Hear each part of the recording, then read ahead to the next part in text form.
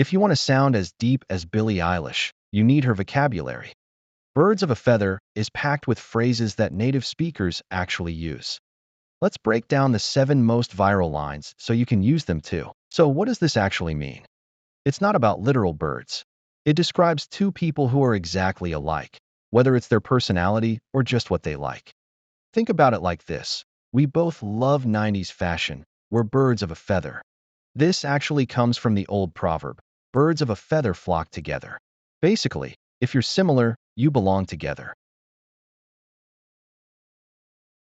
This one is classic Billy. It's a super dramatic way to say forever or until the day I die.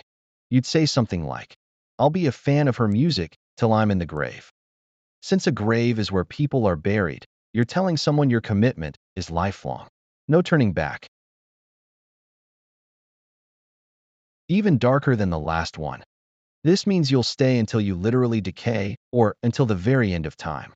For example, I'll wait for you till I rot away.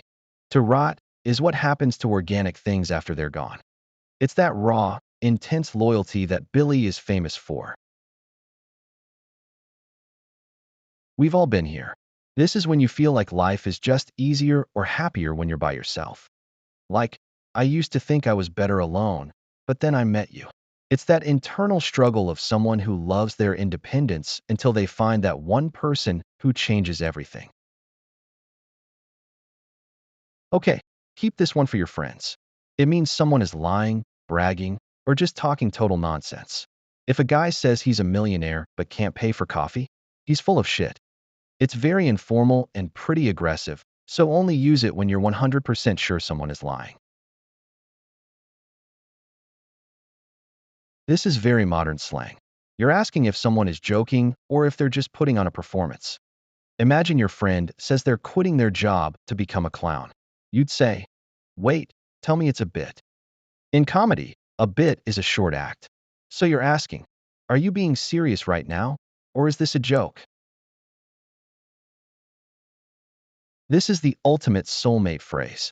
It's that feeling like you've met someone before, maybe in a past life. You meet a stranger and just click.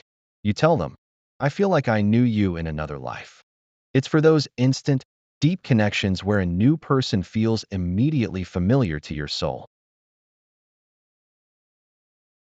So, which of these hit you the hardest? Are you birds of a feather with someone? Let me know in the comments. Hit that subscribe button for more English lessons from the charts.